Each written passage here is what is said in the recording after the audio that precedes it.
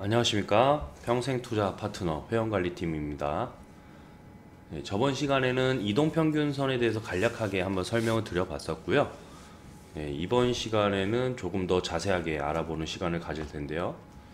우선은 이동평균선을 이용해서 투자 판단을 하는 것을, 투자를 판단하는 것을 그랜빌 투자 전략이라고 말씀드렸죠. 네, 그 그랜빌 투자 전략은 단순히 이제 이 그랜빌이라는 사람이 먼저 발견을 해서 발명을 하고 이제 분석을 했기 때문에 그랜빌 투자 전략이라고 불려지고 있고요. 그리고 나중에 설명드리겠지만 보조지표 편에서 다뤄야 할 내용이죠. 그 OBV, 네, 이거는 이제 온 밸런스 볼륨이라고도 하는데요. 이것은 이제 그 거래량 분석을 통해서 그 분석하는 기법도 그랜빌이 만들었습니다. 이제 이것은 보조지표 편에서 제가 한번 다뤄보도록 하겠습니다. 그리고 그랜빌의 투자 철학에 있어서 투자 판단에 있어서 그 근본적인 이론은 이렇습니다. 어떤 모든 물체는 서로 끌어당기는 인력을 보유하고 있지만 그리고 인력을 보유하고 있고, 그 힘은 이제 질량의 크기에 비례한다. 그 힘은 질량의 크기에 비례한다고 해서 이 이론이 비롯이 됐습니다. 이제 그리고 그랜빌의 이론에 따르면 여러 가지 이제 매매 패턴과 그 이평선에 대한 흐름, 그리고 주가에 대한 흐름에 대비해서 그 매수와 매도가 나눠져서 나중에 이제 제가 오늘 그 매수 매도 시점, 이 유효한 그런 투자 전략에 대해서 오늘 중점적으로 좀 다뤄볼 텐데요. 네, 이평선 분석을 그랜빌 투자 철학을 이제 분석하기 전에 이평선 분석에 대해서는 주가와 이평선의 그 연관성이 그 여러 가지 이제 여러 투자자들, 그리고 전문가들, 그리고 여러 전문가들이 이제 차트 분석을 한 결과요, 주가와 이평선의 연관성이 수익률이 가장 좋았다고 합니다. 그래서 그만큼 이평선이 중요한데요. 물론 그 이평선에 있어서는 어떠한 정확한 해답이 있는 것은 아닙니다. 주식에 해답이 없는 것처럼요. 예, 이평선 분석에서는 정해진 답은 없지만 자신과 맞는 매매 패턴을 찾아볼 수는 있겠죠. 그리고 해당 종목이 그 살아있는 생물처럼 그 이평선이 그때마다 다르게 대입이 될 겁니다. 그래서 그 이유는 이제 이동평균선 자체만으로, 이평선 자체만으로 저항선과 또 지지선 역할을 할 수도 있습니다. 수행을. 그래서 수많은 투자자들이 많이 사용하는 이동평균선에 대입을 해봤을 때 그 해당 이동평균선 주가가 움직이다가 터치를 한다. 근데 이 선이 이제 지지선이 돼서 다시 반등이 나오는 그 모습도 많이 보여졌을 수도 있겠고요. 그리고 뭐 또한 이런 부분 말고도 저항선 역할을 하는 거죠. 이동평균선이 이렇게 존재하고 있는데 주가가 움직이다가 꺾여서 다시 내려가는 거죠. 이 부분이 반대로 저항선 역할을 해서 매물대가 많이 출현해가지고 다시 주가의 흐름이 내려가는 그런 패턴이 보여질 때도 많이 보이실 거예요. 네, 그만큼 이동평균선에 대해서는 그때마다의 저항선과 지지선 그 역할을 할 수 있는 거고, 그 저항선과 지지선 역할을 할 때는 어떤 뭐 꼭 중장기 이동평균선 아니면 단기 이동평균선 그때마다 이것도 마찬가지로 적용이 틀릴 수가 있습니다. 예를 들면 제가 말씀드렸죠. 단기 이동평균선이 먼저 이렇게 주가의 흐름에 따라서 많이 대입해서 움직이고 중장기 이동평균선이 나중에 흐름을 따라온다 라고 했을 때 이렇게 움직이던 주식이요 나중에 이렇게 크게 하락을 할 때요 단기 이동평균선이 장기 이동평균선을 깨고 내려간다고 말씀드렸죠. 네, 이런 부분에 있어서 좀 디테일하게 살펴보자면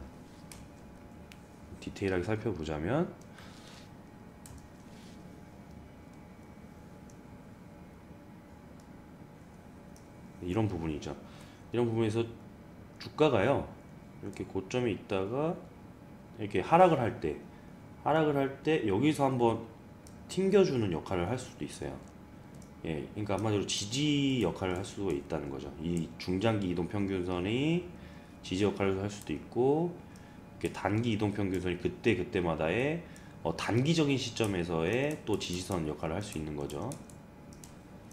네.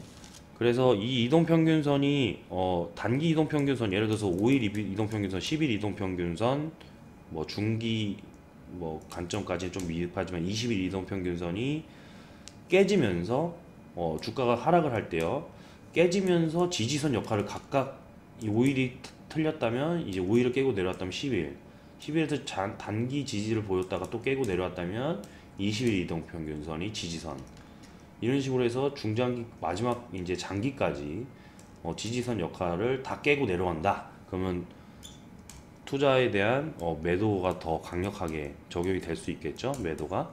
그래서 그런 부분들을 다 체크를 해서 가자면 사실 정답이 있을 수가 없는 거죠. 네, 그때마다 적용되는 그런 패턴들이 정답이 될 수 있는 거고, 네, 상황에 따라서 그때마다 분석을 해야 되겠죠. 네. 이동평균선을 설명드릴 때 대표 애널리스트님 그 동영상을 보시면 뭐 예를 들어서 10일 이평선이다 하면은 10MA 라고 이렇게 쓰실 때가 있는데 이거는 이제 Moving Average 그 Moving Average의 약자로서요 그 말 그대로 이제 이동하는 평균 네, 이동 평균선의 약자인 거죠. 네, 그거를 참고로 알아두시면 되시겠고요. 자, 지금부터 그랜빌의 투자 원칙에 관해서 추가적으로 설명을 더 드리겠습니다. 그랜빌의 투자 원칙을 설명드리기 전에 이제 제가 한번 이동 평균선 그림을 한번 제가 자료를 준비했는데요.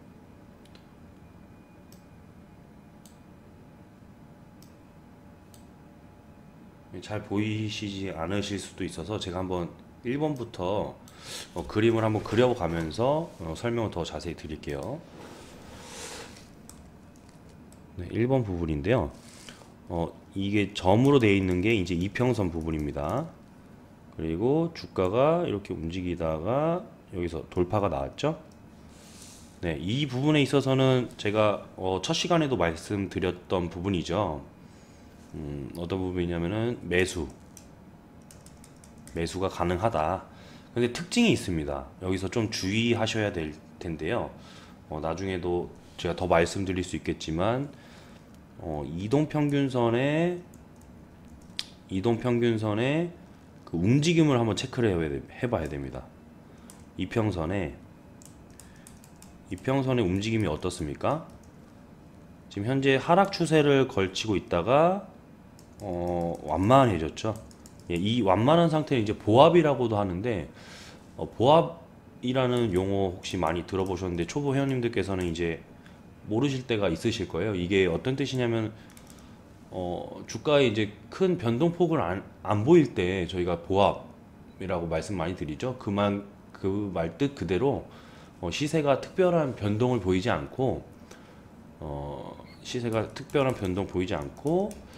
계속 유지되는 거 그런 형태를 보이는 거죠. 네, 그래서 시세가 상승한 상태에서 이제 보합이 이루어진다면 그 강보합이라고 표현을 하고요. 강보합 그리고 시세가 하락한 상태에서 보합이 이루어진다면 약보합이라고 표현합니다. 글씨가 좀 많이 이상해졌는데 다시 한번 잘 쓰도록 하겠습니다. 그래서 1번 부분에서 이제 이평선이 쭉 내려오다가 보합 단계를 걸쳐서 상승 패턴으로 가려고 할 때 주가의 움직임이 돌파가 나온다면 매수가 유효하다라는 뜻이었죠. 이거는 좀 어떻게 보면은 돌파 매수를 설명드렸을 때 이평선 완만해질 때 그때 이제 돌파 매수를 설명드릴 때 강력 매수 사인 이거는 첫 시간에도 설명드렸다시피 이론적으로 어떤 큰 문제가 없습니다. 그래서 이거는 그대로 이해하시면 되는데 우선은 이런 경우도 있어요. 이평선을 이렇게 2번 그림처럼요. 이평선을 깨고 내려왔는데 이때는 매도가 아닙니다. 매도 관점을 볼 수는 없습니다. 깨고 내려오면은 제가 매도라고 이제 보편적으로 그렇게 된다고 말씀드렸을 때 이평선의 또 움직임을 잘 체크하셔야 되는 겁니다. 2번 부분에서는 이평선의 움직임이 수직 상승을 하고 있을 때 수직은 아니고 상승 국면으로 접어들고 있을 때 주가가 잠시 깨고 내려가는 거 그런 패턴이 보이는 거죠. 이런 부분이 있을 때는 이평선 움직임이 중요한 거라고 말씀드렸다시피 이평선이 상승을 한다. 근데 주가의 움직임이 잠시 깨고 내려가는 것을 오히려 매수에 대한 관점으로 고려를 해볼 수가 있습니다. 2번은요. 매도가 아닙니다. 이런 특이 케이스를 꼭 판단을 하시는데 그렇게 어렵진 않으실 거예요. 왜냐면 이평선의 움직임에 따라서 그런 흐름을 보일 수가 있는 거죠. 움직임을 체크해 볼 수가 있는 거죠. 그리고 3번 부분을 보신다면 이평선 부분이 이렇게 상승하고 있는 와중에 주가가 움직이다가 터치를 하고 상승을 다시 하죠. 이때 이 부분에서 주가가 움직임이 이평선을 깨고 이제 하락 추세로 접어들지 않고 다시 이제 상승 추세로 접어드는 그런 돌아 나가는 시점이라고 저희가 매수 시점에서 말씀드렸죠. 네, 매수 시점에서 이런 터치하자마자 바로 사는 게 아니라 돌아 나가는 시점을 확인하고 이제 매수가 가능하다라고 표현을 할 수 있겠죠. 네, 여기는 당연히 매수 관점. 그리고 네 번째 부분에서는요. 네 번째 부분에서 이거는 사실 좀 애매한 부분이 좀 있어요. 이평선이 올라가고 주가가 움직이다가 아직 어떤 것도 터치하지 않고 그냥 상승하고 있는 추세입니다. 네, 이럴 때는 뭐 단기 매수 관점도 한번 볼 수가 있다 라고 하는데 저희의 어떤 매매 원칙에서는 이제 적용을 하는 부분이 많이 없기 때문에 이런 부분은요. 네, 그냥 이론적인 부분만 한번 체크하고 넘어가는 그런 패턴을 보일 수 있겠고요. 그리고 그렇게 한번 볼 수 있겠고 그 다음에 다섯 번째로 보시면 이평선이 또 엄청 수직을 하고 있다가 그 수직에 대한 부분이 완만해지는 그런 형태입니다. 반대로 이때 주가의 움직임이 깨고 내려갈 때입니다.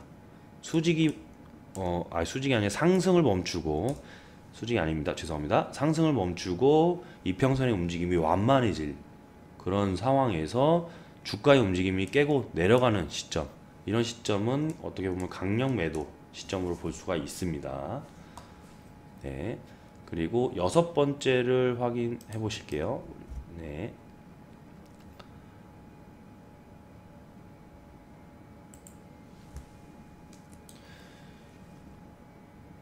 우선은 여섯 번째 그냥 보기에 그냥 단순히 보자면요. 어떤 느낌을 받으실 수 있으실까요? 매수 느낌으로 좀 접근하실 수도 있어요. 저희가 돌파 매수 1번과 어떻게 보면 좀 주의해야 될 상황이죠. 왜냐면 이평선 움직임이 하향 패턴인 구간입니다. 이평선 움직임이 하향을 보이고 있을 때 주가가 아무리 돌파를 해서 돌파를 한다고 해도 이때는 오히려 반대로 매도 관점으로 접근을 하셔야 되는 거예요. 이평선의 흐름이요, 완만해지기 직전입니다. 여기선 완만한 게 아니라 아직 하향 곡선을 그리고 있는 구간인 거죠. 네, 그래서 이동평균선의 하락 추세가 이어지고 그 가운데 이제 주가가 이동평균선을 일시적으로 상향 돌파하는 경우인 거죠. 네, 이럴 때는 매도 관점으로 접근을 해 보겠습니다. 그리고 이런 부분, 여기에서 안 나와 있는 부분이에요. 주가가 이동평균선이 하향 곡선을 그리고 있을 때 주가가 부딪히고 다시 내려가는 경우, 이게 주가, 이건 이평선. 네, 이 주가가 이제 하락하고 있는 이동평균선을 돌파하지 못하고 다시 하락하고 있는 경우죠. 네, 이럴 때도 이 돌아 나가는, 하향 곡선으로 돌아 나가는 국면에서 매도가 진행이 돼야 되겠죠. 네, 이런 관점에서 저희 이제 그랜빌 투자 그 원칙을 바라볼 수가 있는 거예요. 그래서 실전 사례랑 제가 또 대입을 해보면서 비교를 해볼 텐데요. 우선적으로 아까 말씀드렸다시피 어떠한 정답은 정확하게 없다라고 말씀드릴 수 있는 건, 꼭 이렇게 이평선의 원리 원칙대로 매수 매도가 무조건 이루어진다는 것은 아니죠. 예, 그 말뜻에서 이제 확인해 보실 수 있다면은 우선은 일단 저희가 얼마 전에 넷마블 게임즈에 대해서 이제 매도 관점을 잠깐 바라봤었던 적이 있어요. 네, 회원님께서 매수를 최근에 진행하신 부분, 그 매수가 이런 거래량이 의미 있게 나오면서 이 구간이었죠. 이 구간에서 꼭 그 단기 이평선, 어떤 이평선을 돌파할 때 매수가 이루어지진 않았어요. 저희가 또. 네. 그리고 반대로 저희가 이날이었습니다. 이날. 네. 이날 매도 관점으로 잠깐 바라봤다가 저희가 어떤 조건을 달았었죠. 매도가 결국 안 됐던 이유, 상장을 하자마자 최고가였던 그 부분에 대한 지지선 및 저항선이 형성됐던 부분. 네, 그리고 저희가 매물대를 배웠을 때 기존 회원님들은 아시겠죠? 이런 의미 있는 거래량이 나올 때, 이런 의미 있는 거래량들이 나올 때 고점 부분을 이제 저항선을 바라볼 수 있고, 이날의 저점 부분을 지지선으로 바라볼 수 있다. 네, 그런 측면에서 저희가 17,000원 선을 깨고, 종가상으로 17,000선 깨고 내려올 때는 매도를 할 수 있다 라고 정확하게 매도 관점에서 문자를 드렸었죠. 그런데 이날 종가상에 확인이 되실 거예요. 종가상에 17,000원 선을 깨지 않고, 죄송합니다. 17만원 선입니다. 17만원 선을 깨지 않고 종가상에 꼬리를 달고 올라갔죠. 제가 캔들 차트에서 배웠다시피 어떤 망치 형태의 그림이 그려졌어요. 예. 이럴 때는 저점에서 이런 형태가 보여지면은 매수에 대한 관점이 볼 수가 있다라고 말씀드렸죠. 네, 고점 부분에서 이것도 단기 지지를 보이는 형태가 나타날 수 있는 거예요. 이 선은 우리가 강력하게 이 가격대가 오면 매수에 대한 세력들이 들어오기 때문에 이런 지지선을 뚫고 내려가기는 여간 쉽지는 않을 거예요. 그래서 이런 부분에 대해서 의미 있는 지지선이 형성이 돼서 제가 이렇게 체크해 드렸죠. 네, 이런 지지선들을 확인을 해보면서 여기서부터 여기까지의 어떤 단기 관점에서 수익을 실현할 때는 당연히 나쁘지 않은 자리라고 설명드릴 수 있었던 것처럼, 어떤 이평선에 대해서 저희가 꼭 적합하게 매도 사인을 드리고 매수 사인을 드리는 그런 패턴은 꼭 아니라고 말씀을 드릴 수 있는 관점인 거죠. 이런 부분들도 어떻게 보면 사실 근데 이것도 제가 비교를 해봤는데요. 어떤 걸 비교해봤냐면요. 5일 이평선을 한번 대입을 해봤어요. 네, 5일 이평선을 대입을 해봤더니 이날 저희가 말씀드린 그 17만원 선의 그 지지선 형태가 보였던 거죠. 예, 단기적 관점에서 단기 이평선을 깨고 내려왔을 때도 매도 관점이 될 수 있다. 근데 이게 정확하게 어떻게 보면은 17만원 선에 그 5일 이평선이 닿고 있죠. 결국에는 5일 이평선을 깨고 이날 내려왔다면은 어떻게 보면은 매도 관점이 될 수 있었던 거죠. 맞춰 보자면요. 네, 이날은 이제 걸쳐 있는 거죠. 이런 형태가 나타나고 있는데 앞으로 이 매도 관점은 추세를 지속적으로 관찰하면서 저희 자산 운영팀에서 그런 매도 관점에 대한 사인을 또 드릴 수 있겠지만 그때 당시에 10월 20일 당시에는 현재 매도가 될 수 있었던 부분에서 이제 설명드렸던 거고요. 네. 넷마블 게임즈는 제가 여기 표시를 200일도 표시를 해 놨었는데 지금 현재 상장된 지 얼마 안 돼서 200일 차트 200일 이평선은 현재 확인을 해 보실 수 없으실 거예요. 50일도 50일 여기 이제 50일이 지난 시점에서부터 이제 형성이 돼 있죠. 네, 여기서 보시면은 좀 제가 아까 말씀드린 지지와 저항의 패턴이 좀 보일 수가 있어요. 그래서 보시면 주가가 이렇게 움직이다가 50일 이평선을 맞고 돌파하지 못하고 하향을 합니다. 그럼 여기서는 이제 저항선의 의미로 해석이 될 수 있겠죠. 마찬가지로 돌파를 하려고 하다가 한번 브레이크가 걸렸죠. 네, 저항을 한번 부딪히고도 강력한 이제 돌파가 돼서 이때 이제 추격을 바로 따라가기는 좀 힘들었을 거예요. 갭 차이가 좀 많이 나서요. 네, 그런데 다시 주가가 하락하다가 50일 이평선을 아까는 예전에는 저항선이었지만 이 저항선이 지지선으로 바뀐 형태죠. 네, 이런 패턴들이 항상 확인이 되셔야 돼요. 저항선이 이제 돌파해서 다시 지지선으로 안착되는 그런 형태. 그 이후에는 이 50일 이평선을 한 번도 깨지 않고 다 이제 그 50일 이평선 위에서 주가가 형성되어 있는 모습을 볼 수가 있습니다. 네, 그럼 여기도 이제 지지선 형태를 뚫고 하향하지 않고 다시 반등이 나왔던 구간들이겠죠. 네, 그런 구간들에서 이런 거래량이 실려주면서 여기 5일선도 깨고 돌파하는 모습이 나오네요.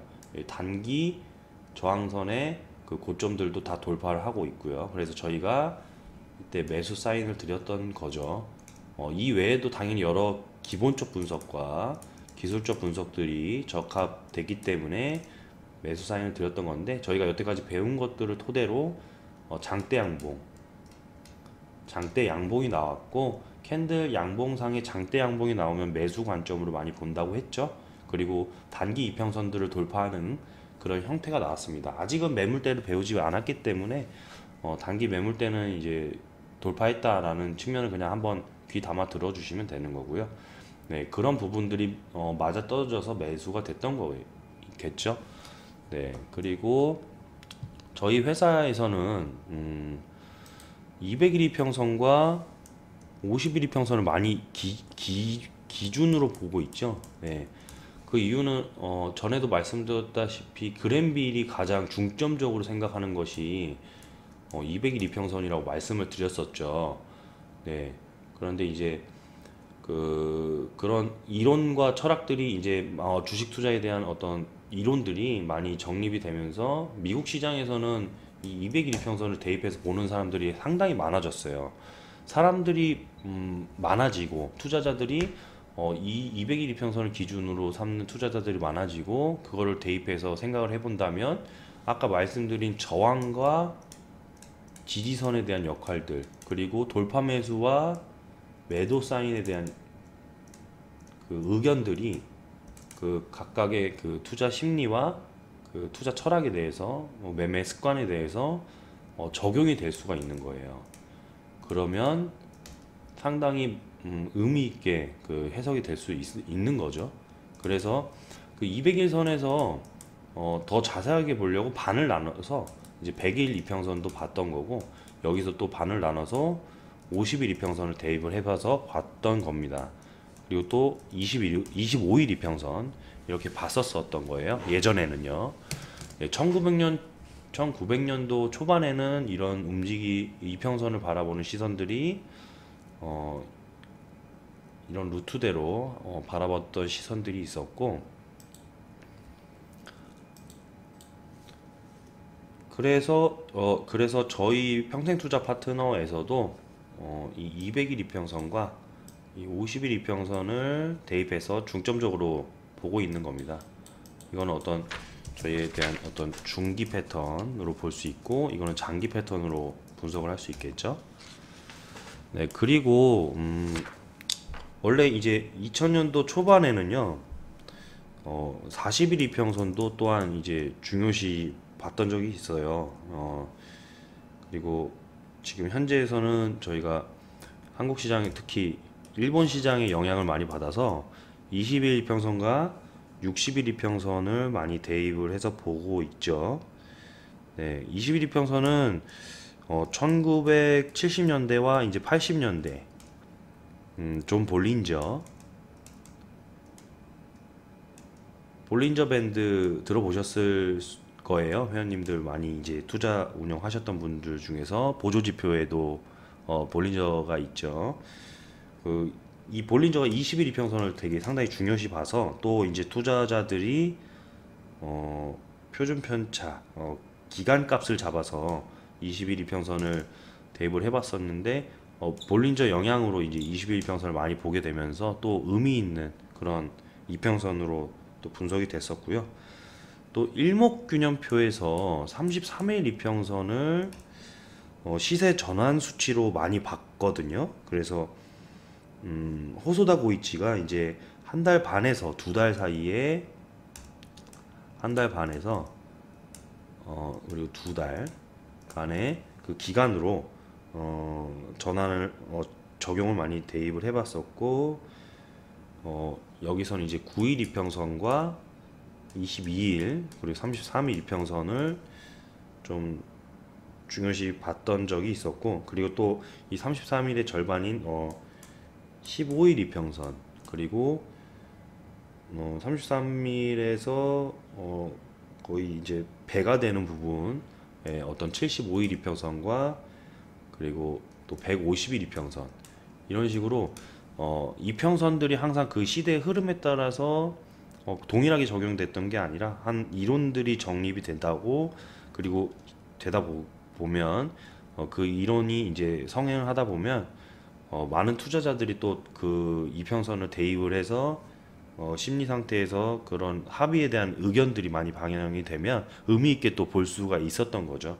그래서 그런 부분들이, 꼭 이런 어떤 흐름들은 저도 간략하게 지금 말씀드렸지만, 이런 어떤 이론들이 등장을 하면서 그때 시대에 맞춰서 상당히 어떤 이평선이 많이 도입이 됐었다라고 어떤 생각을 해보시면 될 것 같습니다.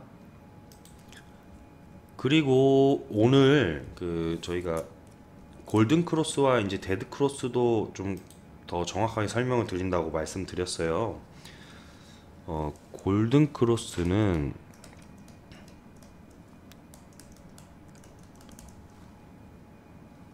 영어로 표현하자면요, 골든 크로스, 그래서 GC 이렇게 표현도 합니다. 네, 그 단기 이동 평균선이 장기 이동 평균선을 이제 아래에서 위로 상향 돌파하는 경우를 말하는 거예요. 장기 이동 평균선이 이렇게 있다면 단기 이동 평균선이 상향 돌파하는 그런 경우를 말하는 겁니다. 단기 이평선 그리고 장기 이평선, 이런 경우를 말하는 거죠. 예, 골든 크로스가 발생했다라고 표현할 수 있고, 황금 십자가라는 말 그대로 가장 좋은 매수 시점이라는 뜻입니다. 그래서 특히 주가가 바닥일 때, 나타나는 바닥일 때 나타날 때는 되게 상당히 더 좋은 매수 시점이 될 수가 있습니다. 특히 이제 바닥 부분에서 이런 패턴이 나타나면은 매수의 긍정적인 어떤 신호가 될 수 있다라고 생각을 하시면 되고요. 네, 이건 별표입니다. 좀 생각을 하실 때 중점적으로 보시라는 뜻입니다. 죄송합니다. 별표를 많이 못 그렸습니다. 그리고 데드 크로스가 있겠죠.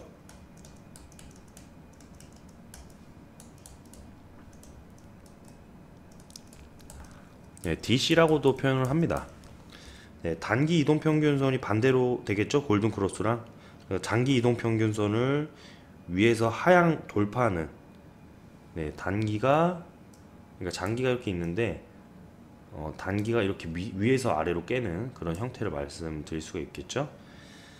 그런데 이제 이렇게 그 장기가 항상 상승을 상승하는 구간에서 깬다는 것은 좀 주의를 해보셔도 될 거예요. 왜냐면은 아까 제가 설명드렸던 부분이 있겠죠. 장기 이동평균선 이평선이 상승 패턴을 보이는 추세에서 주가가 깬다고 해도 매도 사인이 아니다, 오히려 매수 관점으로 바라볼 수 있다 라고 설명을 드렸었는데, 그러면은 예를 들어서 장기 이동평균선이 이런 구간이 더 좋을 거예요.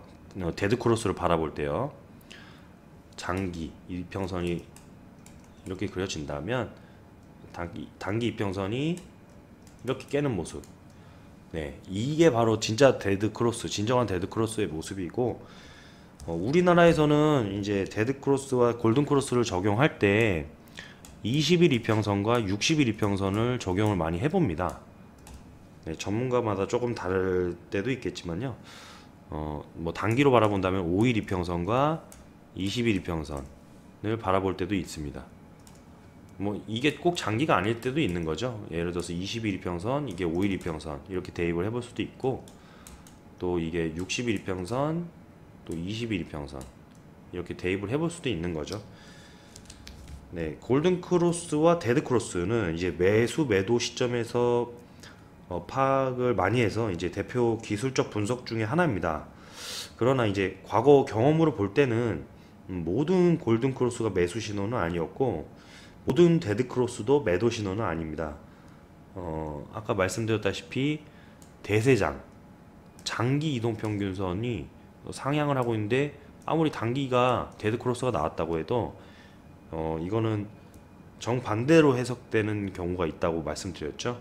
그래서 강세장에서는 강세장에서의 데드 크로스는 상승 추세 속에서의 조정이 될 확률이 높기 때문에 오히려 매수 시점이 매수 신호가 될 수도 있는 겁니다.